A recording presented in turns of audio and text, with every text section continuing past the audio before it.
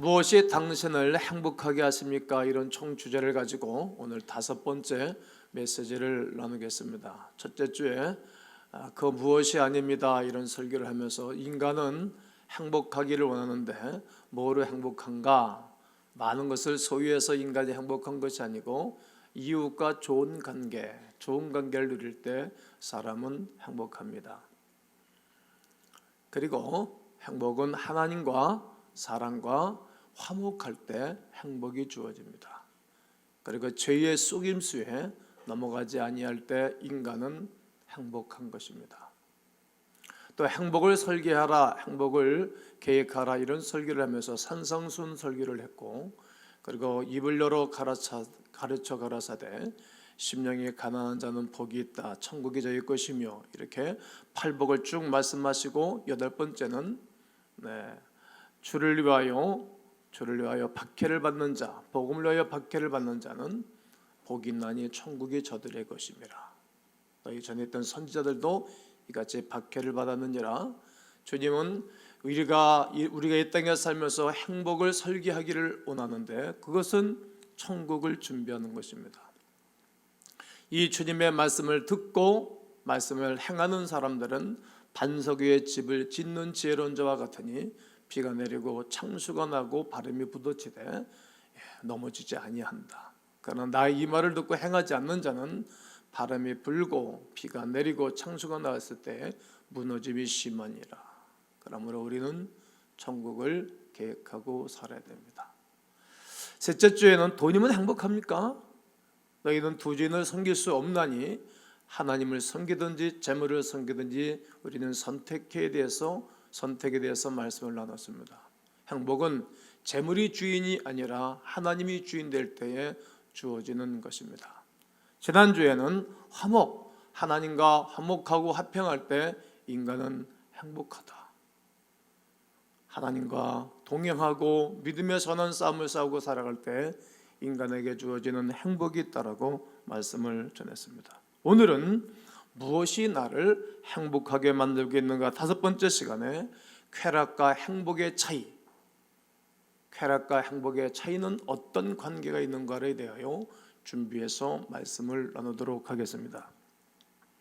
루소는 에밀이라는 책에서 10대 때는 많은 사람들이 과자를 선택한다. 30대는 쾌락을 사람들은 원한다는 겁니다. 40대는 야심에 몰입을 한다라고 기록하고 있고, 50대는 열심히 일하다가 60대가 되어서는 사람들이 후회한다. 이렇게 에밀의 책에서 인생에 대해서 기록하고 있습니다. 한 번 지나간 물은 물레방아를 다시 돌릴 수 없는 것처럼 한 번 지나간 시간, 한 번 흘러간 젊음, 한 번 지나간 인생은 다시 올 수가 없습니다. 그러게 저는 쾌락을 지적하고 행복을 찾는 귀한 시간 되기를 원합니다.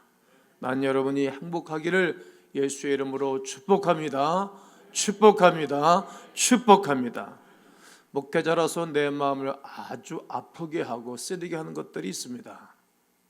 자기의 행복을 스스로 갉아먹는 사람들을 보면 마음이 아프고 슬픕니다. 자신의 행복을 스스로 갉아먹는 사람들의 모습을 보는 것처럼 마음 아픈 일은 없습니다. 왜 그들이 스스로 행복을 갉아먹는 선택과 결정을 합니까? 가장 큰 이유는 2가지 개념의 혼돈 가운데서 일어나는 일들이라 생각합니다. 어떤 혼돈입니까? 쾌락과 행복의 차이, 쾌락과 행복의 관계에 대하여 혼돈하기 때문에 많은 이들이 스스로 행복을 갉아먹는 쪽을 선택하고 살아갑니다. 오늘 본문은 아주 선택의 결정과 그리고 잘 설명해 주는 말씀입니다. 요한복음 10장 10절과 11절을 다 함께 맞춰서 읽도록 하겠습니다. 도둑이 오는 것은 도둑질하고 죽이고 멸망시키는 것뿐이요 내가 온 것은 양으로 생명을 얻게 하고 더 풍성히 얻게 하려는 것이라. 나는 선한 목자라. 선한 목자는 양들을 위하여 목숨을 버리거니와. 도둑이 있다라고 주님은 말씀하고 계십니다. 도덕은 우리에게 주어지는 초래하는 결과가 있는데 빼앗아가고 죽이고 파멸시킨다. 따라해 볼까요? 빼앗아가고 죽이고 파멸시킨다. 도덕이 온 것은 훔쳐가고 죽이고 멸망시키러 왔던 존재라는 것이죠. 여러분, 도둑이 내 집에 오는 것을 좋아하는 사람은 없어요. 눈에 보이는 도둑은 소리를 치르거나 밤에 도둑이야 그러면 못 쫓습니다. 여러분, 다급니다. 옆에 사람들이 안 도와줘요. 도둑 왔을 때 어떻게 하라 그랬죠? 불이야 그러면 도와줘요. 자기도 불탈까 봐 불이야 소리 지르면 사람들이 나와서 도와준다고. 도둑이 그러면 절대로 안 옵니다. 다 죽을까 봐. 도둑의 존재는 우리를 피곤하게 하고 힘들게 합니다. 도둑이 오는 것은 세 가지 도둑질을 하기로 왔다는 거예요. 빼앗아가고 죽이고 멸망시키는 존재라는 겁니다. 그러나 목자장 되시는 예수 그리스도는 양으로 생명을 얻게 하고 풍성하게 합니다. 그래서 풍성하다 이 말은 헬라어로 한번 쏴줘봐요. 읽어봐야 시작. 어따고요? 페리소스. 페리소스. 이 뜻은 흘러 넘치다, 초가분, 여유분 이런 거예요. 페리소스. 페리소스. 풍성하다 이 말은 아주 탁월하여 말입니다. 흘러 넘치고 여유분이 넘치는 거예요. 초가분이라는 이런 뜻이에요. 양으로 생명을 얻게 하고도 풍성히 얻게 한다. 이 풍성이라는 단어가 그런 거예요. 풍성한 사람은 외적인 것이 아니라 내적인 것으로 내 안에 있는 생명력이 흘러 넘치는 것입니다. 내 안에 있는 생명력이 흘러 넘치는 것입니다. 그러면서 주님은 자신을 선한 목자로 비유하시면서 내가 온 이유는 너희로 하여금 풍성한 삶을 누리게 하기 위함이라는 거예요.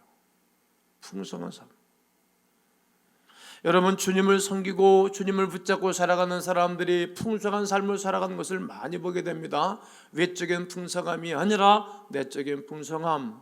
그들은 비록 없을지라도 지금은 힘이 들지라도 남들이 가지지 못한 기쁨이 있어요. 행복감이 있다는 거예요.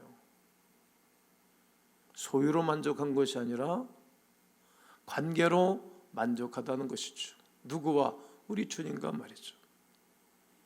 선한 목자는 우리가 이해하기 어려운 이미지입니다.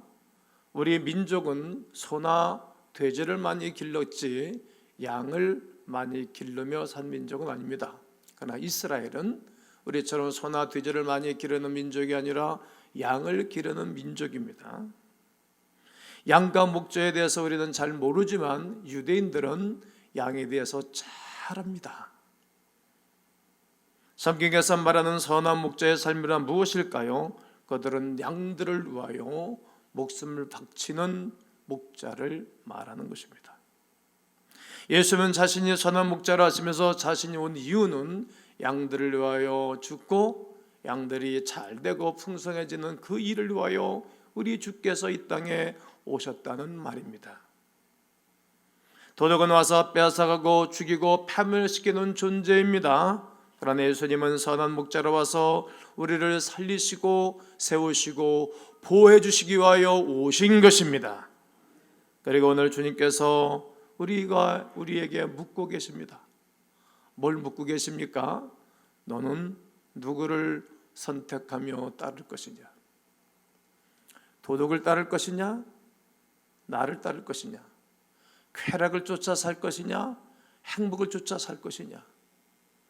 이 땅에서 국한된 삶을 쫓아 살 것이냐?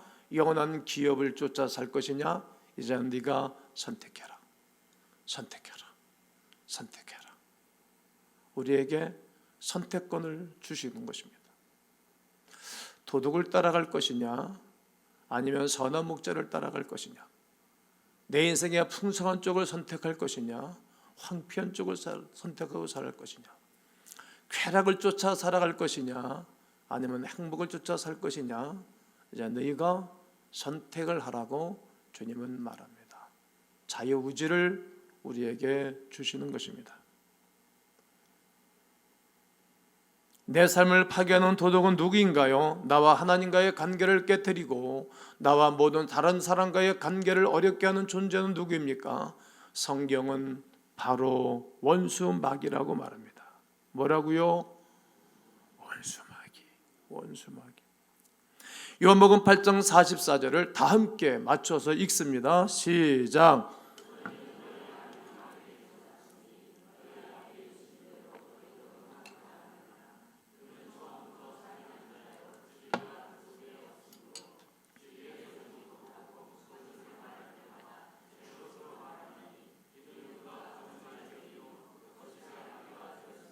네, 원수마귀인데 원수마귀는 거짓말장이라는 거예요. 거짓말장이. 제일 사람 수준 높은 사람이 거짓말을 시키는 거잖아요. 거짓말 시키면 누구를 닮은 거라 그래요? 성경이 원수마귀 닮은 거래요. 원수마귀. 근데 이 원수마귀는 창세기 3장에서 에덴 동산의 행복한 땅, 에덴이란 말이 기쁨의 동산이라는 곳이지 않습니까? 아주 기쁜 곳이에요. 기쁜 곳. 인생은 기쁘게 지으신 거예요. 하나님이 원래. 그 에덴 동산 기쁨의 동산에 누가 사단이 찾아와서 하부터 미혹하는 겁니다. 거짓말 시키는 거예요. 야, 그 선악과 따먹어. 네가 눈이 밝아질 거야. 그리고 죄를 볼 거야. 하나님처럼 네가 눈이 밝아진다고 죄를 보는 눈을 계속 지적하고 말하는 거예요. 아니다. 먹으면 정령 죽는다 그랬어. 먹을 수 없어. 하나님 말씀을 붙잡고 명령해야 되는데 그거를 따먹는 거예요. 눈이 밝아질까 하노라. 그리고 그는 그 죄를 짓고 그 남편 하와에게도 주면서 인류의 비극이 대참사가 시작된 것입니다. 거짓말쟁입니다. 처음부터 속인 거예요. 그의 누구를 속입니까? 그의 아담의 아들 가인을 속이고 동생을 쳐 죽이고 또 삼손도 속입니다. 삼손 장군 머리카락 잘라버리는 겁니다. 거짓말 시켜서. 그래서 힘을 잃어버리는 것입니다. 내 삶을 파괴하는 존재라는 거예요. 야, 한 번 더 가다리 한 번만 넘어봐. 한 번. 그 한 번 넘으면 인생이 곡슬이라는 걸 알면서도 속인다는 거예요. 여러분, 원수마귀가 여러분을 다가와서 여러분들을 속이고 거짓말 시킬 때 예수의 이름으로 물리치기를 바랍니다. 두 번째는 바로 내 자신입니다. 나 자신. 약간 좀 어색할 수도 있습니다.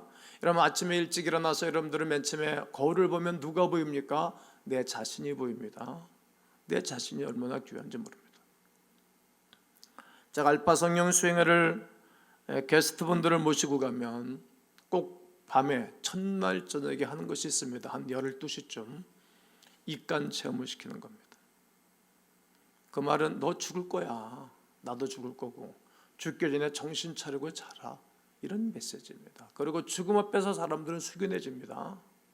인생이 뭐냐? 난 어떤 사람이야? 난 어떻게 살았냐? 앞으로는 어떻게 살 것인가? 죽음 앞에서 사람들은 고민합니다. 정말 인간의 본연의 자세로 돌아옵니다. 그럼 먼저 관 속에 집어넣기 전에 거울 앞에 서서 당신 누가 보입니까? 그럼 내가 보여요. 그래 다. 그러지 말고 당신의 이름을 대시오. 그러면 김동기가 보입니다. 당신 죽었습니다. 그러면 본인이 자기 이름 대고 네, 김동기 죽었다. 그렇다면 눕는 거예요. 살살 앉아야 되는데 꽈당당 넘어가는 사람들 있어요. 아주 이 섬김애들을 긴장하게 하죠. 그러니까 체험을 시키는 거예요. 관 속에 집어넣는 거예요. 뚜껑 덮고 인생은 헛되고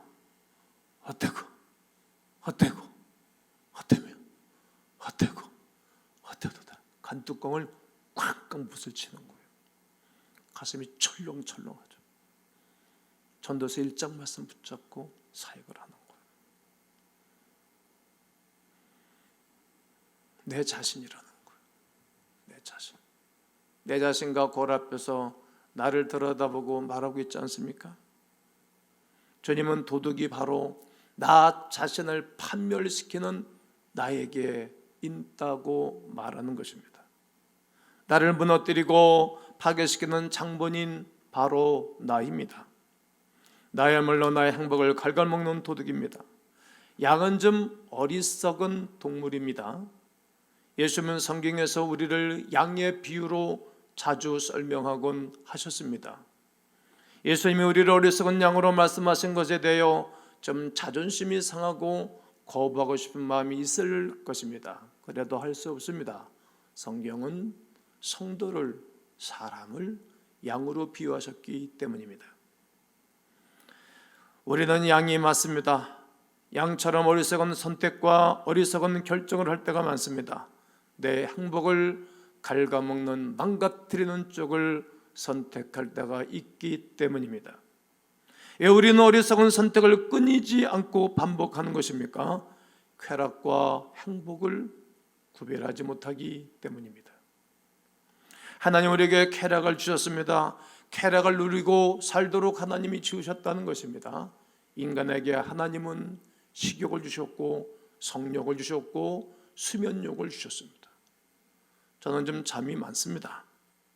그러나 잠이 많습니다만 잠을 거의 못 잡고 살아갑니다. 할 일이 많아서. 세 가지 욕구를 주셨어요. 쾌락입니다. 하나님 주신 것입니다. 하나님 우리에게 좋은 것을 주기를 좋아하시는 분이십니다. 그런데 하나님은 그 어떤 쾌락도 하지 않는 분이다, 허락하지 않는 분이다라고 잘못 오해할 때가 있습니다. 아니오시다. 문제는 우선순위가 잘못되었을 때 생기는 아픔입니다. 만약에 우리가 참 행복보다 쾌락이 더 우선순위를 둔다라면 스스로 내가 내 자신이 행복을 갉아먹는 쪽을 선택하는 것입니다. 커다란 문제가 초래합니다. 쾌락에 점점 중독되고 습관되는 사람은 여러 가지 반응이 나타나는데 기쁨이 사라집니다. 구원의 감격이 사라지지요. 관계가 다 망가집니다. 쾌락적 기쁨만을 추구하는 사람에게 찾아오는 것은 인생의 허무와 인생의 공허함뿐입니다. 행복에서 가장 큰 적은 그러므로 바로 나 자신입니다. 우리는 어리석은 양처럼 잘못된 선택을 계속 반복하면서 살아왔습니다. 앞으로 그렇게 살 분들도 있을 것이라 생각합니다. 그러나 오늘 이 시간에 우리는 이 부분을 분명히 선택하고 구별할 수 있는 지혜와 눈이 있기를 원합니다. 세 번째는 또 하나의 도덕은 죄입니다. 뭐라고요? 죄입니다. 죄는 항상 모든 관계를 망가뜨립니다. 하나님과 나 사이를 망가뜨리고 나와 내 자신과의 사이를 망가뜨리고 나와 내 주변 다른 사람과의 사이를 망가뜨리고 나와 자연도 망가뜨립니다. 여러분, 난 아직도 한 번도 이 부근 간 적은 없습니다. 갈 수 있는 기회가 여러 번 있었습니다만 한 번 갔다 하면 특별 관리를 받기 때문에 피곤해져서 사역에 피곤해지기 때문에 안 갔습니다. 이제는 올 지나 내년부터는 갈 겁니다. 내 인생 60대 하는데 부를 게 뭐가 있겠어요. 이벽에 가면 모든 생명력이 없습니다. 모든 산들이 민둥산입니다. 사람들이 잘못된 관을 가지니까 다 민둥산. 먹을 게 없습니다. 생명체가 다 사라지는 것입니다. 관계입니다. 관계입니다. 죄가 있는 것에는 반드시 죽음이 있습니다. 여러분의 결혼 생활, 여러분들과 자녀와의 생활, 그리고 여러분의 모든 인간관계의 사망, 죽음을 불러들일 뿐입니다. 죄는 관계를 깨트립니다. 죄는 나와 소중한 관계, 나와 하나님과의 관계, 나와 다른 사람과의 관계, 내가 만나는 사람과의 관계를 분리시키고 갈라지게 만들고 앗아가고 죽이고 파멸로 이끌어 가는 것입니다. 여러분이 관계 어려움을 겪을 때는 항상 죄를 생각해내야 됩니다. 죄는 행복을 갉아먹는 무서운 도둑이기 때문입니다. 삼손이 그랬습니다. 사울왕이 그랬습니다. 갈라디아 교인들이 그랬습니다. 성령으로 시작했다가 육체로 마치려고 했던 갈라디아 교인들을 향하여 바울은 지적하고 있습니다. 로마서 6장 16절에서 바울이 말하기를 다 함께 한번 읽습니다. 시작. 너희 자신을 종으로 내주어 누구에게 순종하든지 그 순종을 받는 자의 종이 되는 줄을 너희가 알지 못하느냐? 혹은 죄의 종으로 사망에 이르고 혹은 순종의 종으로 의에 이르느니라. 그렇습니다. 여러분과 제가 어느 쪽에 순종하든지 순종하는 쪽에 종이 되는 것입니다. 하나님께 순종하면 순종의 종으로 의에 이르고 쾌락에 순종하면 쾌락의 종이 되어져 파멸로 가는 것입니다. 망하는 것입니다. 너희 자신을 어떤 것에 내어줄 때 그것에 순종하는 종으로 자기 자신을 내어준다는 의미입니다. 다른 말로 표현하면 네가 쾌락에게서 반복해서 네 자신을 또 내주고 또 내주고 또 내주면 그것의 종이 된다는 거예요. 제가 목회하면서 교만한 종 그리고 음란한 사람들 정말 해결이 안 되더라고요. 신방 가서 1:1로 말해도 안 됩니다. 종이 돼서 그렇습니다. 당신이 반복해서 선택하는 죄가 있다면 당신은 그것에 사로잡혀 있는 것입니다. 죄의 종처럼 행동하고 있는 것입니다. 너희 자신을 종으로 내어주어 누구에게 순종하든지 그 순종하는 자의 종이 된다는 거예요. 죄에게 순종하면 죄의 종이 되고 의에게 순종하면 의인이 된다는 것이죠. 하나님 아버지 앞에 순종하면 하나님과 화평을 누리게 됩니다. 행복을 누리게 됩니다. 나 자신과 평강을 누리게 될 것입니다. 다른 사람과도 화평하게 될 것입니다. 이 행복은 선한 목자 되신 주님을 따르는 행복입니다. 원수마귀와 내 잘못된 속성과 그리고 죄와 전혀 상관이 없는 삶입니다. 난 이 시간 여러분이 선한 목자 되시는 주님을 따르기로 결정하기를 원합니다. 선한 목자이신 주님을 따르는 사람은 모든 사람과의 관계 속에서 화평하게 됩니다. 자기 자신과도 화평을 누리게 됩니다. 그때 부르던 찬송이 평화로다. 하늘 위에서 내려오네. 내 영혼의 그 깊은 곳에서 주님을 찬송하고 행복감이 넘치는 것입니다. 기쁨이 생기죠. 은혜가 넘치게 되어집니다. 감격이 생기게 됩니다. 많은 사람들이 기분이 나쁘고 행복감이 떨어지면 즉각적으로 뭘 합니까? 갑자기 사라지는 거예요. 어딘가 모르게 휙 여행을 가버립니다. 갔다 오면 더 피곤만 하죠. 쇼핑을 한다든지 즉각적으로 하루아침에 행복이 찾아오는 줄 생각합니다. 그러지 않습니다. 하루 이틀의 작품이 아니라는 거예요. 삼손은 하나님의 말씀을 어기고 쾌락에 그가 시간과 몸을 뺏기고 난 다음 머리카락이 잘리지 않습니까?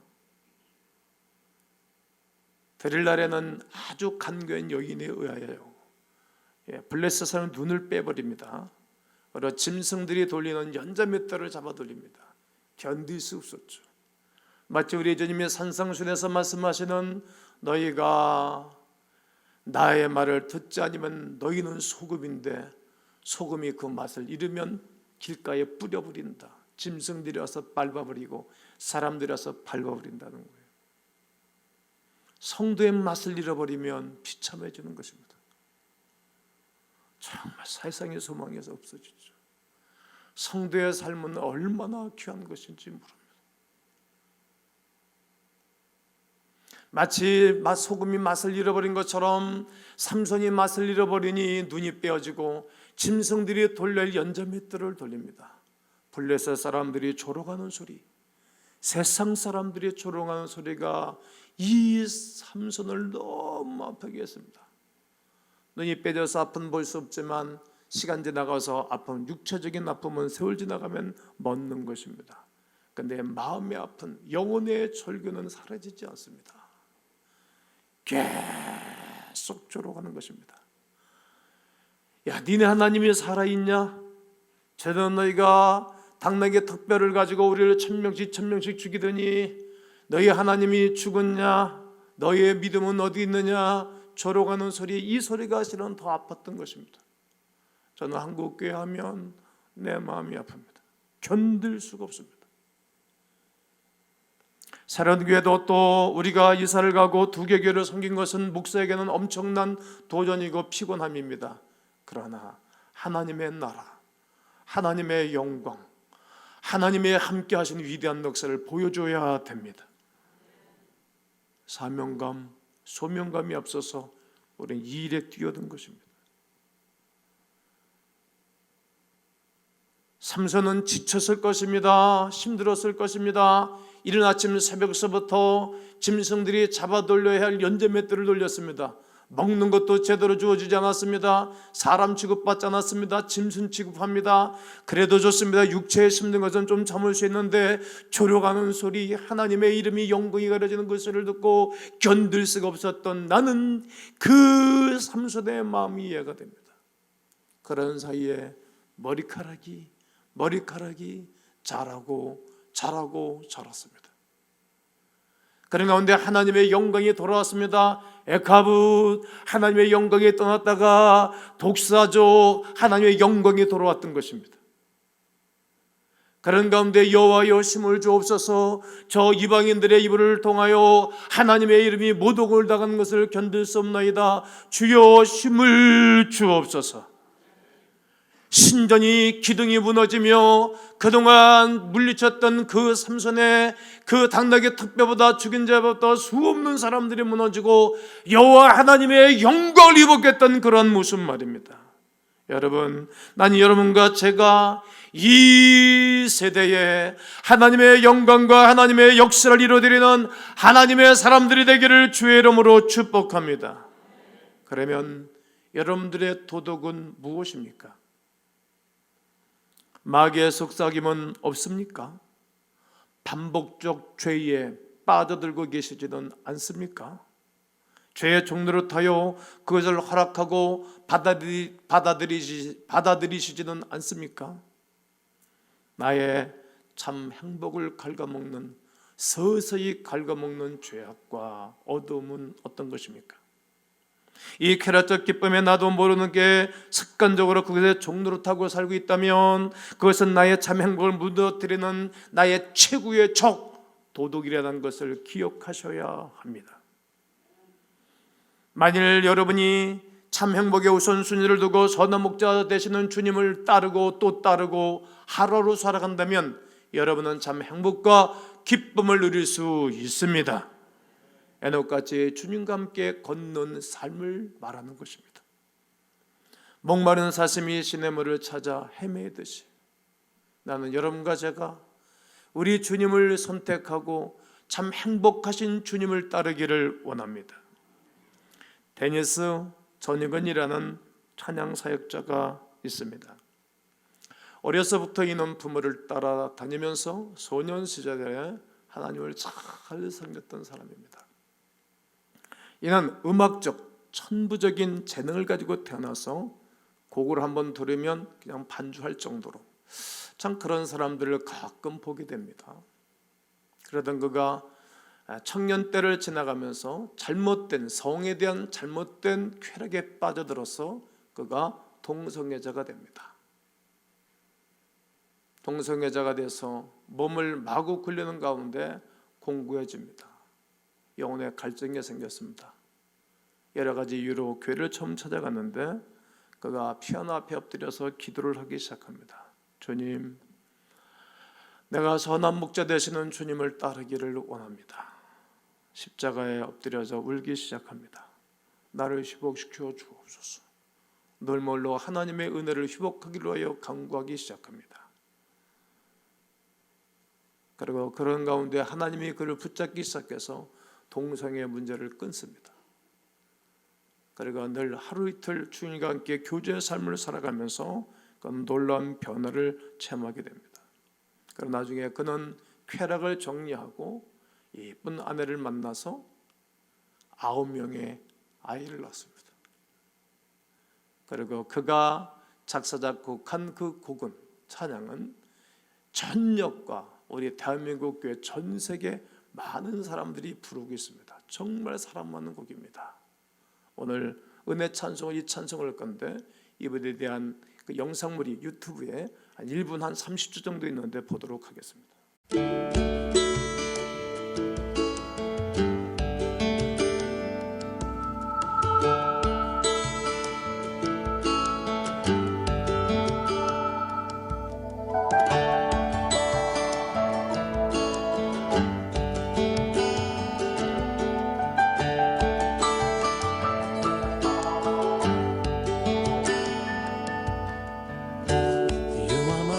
strength when I am weak.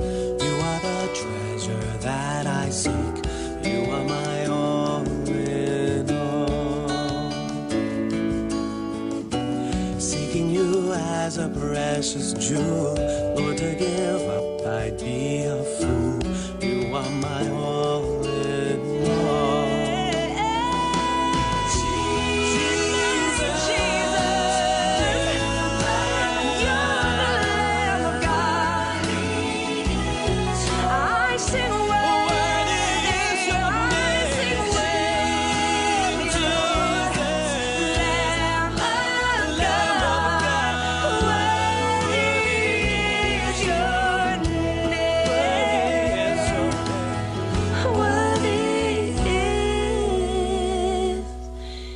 Your name.